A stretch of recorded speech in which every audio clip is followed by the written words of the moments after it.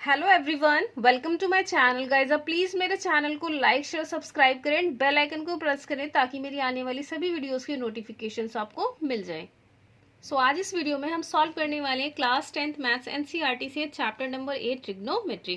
Question number 6 is if angle A is equal to angle B are acute angles such that cos A is equal to cos B, then show that angle A is equal to angle B.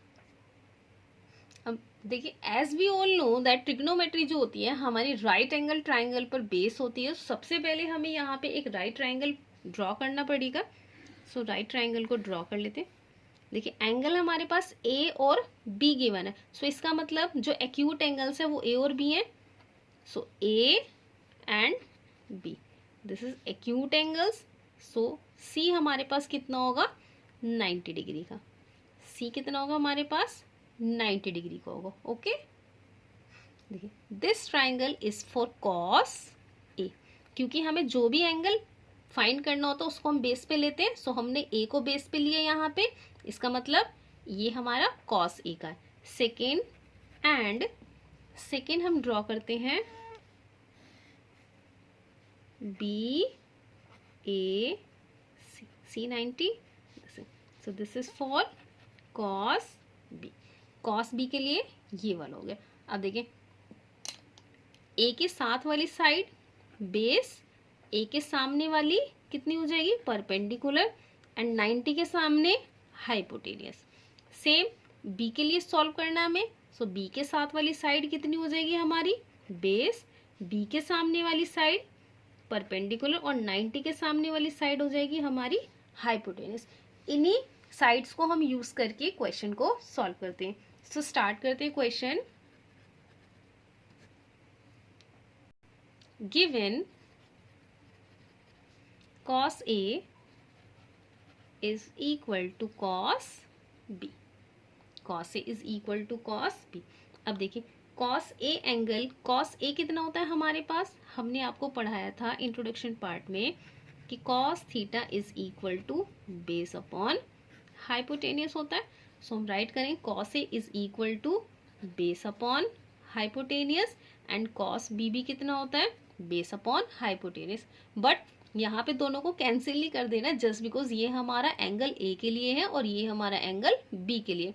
cos ए के लिए base कितना होगा, cos ए के लिए base कितना होगा हमारा, ए सी, और हाइपोटेनियस कितना हो जाएगा, A B. And cos B के लिए हम ये वाला ट्राइंगल देखेंगे। cos बी के लिए हमारा बेस कितना हो जाएगा, बी सी, कितना हो जाएगा यहाँ पे, बी सी, एंड हाइपोटेनियस कितना हो जाएगा, ए बी। अब देखिए, ए बी से ए बी कैंसिल, हम ये राइट करेंगे A C is equal to B C. अब देखिए, हमने चैप्टर 7 में पढ़ा हुआ है क्लास 9th में कि एक ट्राइंगल होता है हमारे पास ए बी सी। अगर ट्राइंगल की दो साइड्स हमारी इक्वल हैं तो उनके सामने वाले एंगल भी इक्वल होंगे। Angle opposite to equal sides are equal, ये हमने पढ़ा था इफ क्लास 9 चैप्टर 7 ट्राइंगल में। If A B is equal to A C, A B के सामने एंगल सी और ए सी के सामने एंगल बी, ये इक्वल होते हैं हमारे, ये हमने क्लास 9th में पढ़ा था। वही स्ट्रैटेजी हम यहाँ पे यूज करेंगे। देखिए, ए सी के सामने एंगल बी, ए सी के सामने एंगल बी, आप यहाँ पे देख लो, ए सी के सामने angle B and B C के सामने एंगल ए, और बी सी के सामने एंगल ए। दोनों ट्राइंगल में मैं आपको दिखा रही हूँ। देखिए, बी सी के सामने एंगल ए और इसमें भी बी सी के सामने एंगल ए। ओके, रीजन हम यहाँ पे राइट करेंगे, angle opposite to equal sides are equal. इस क्वेश्चन में हमें यही फाइंड करना था। आई होप कि ये क्वेश्चन आपको समझ में आया होगा। अगर फिर भी कोई डाउट है प्लीज मुझे कमेंट बॉक्स में कमेंट करिए। Thank you.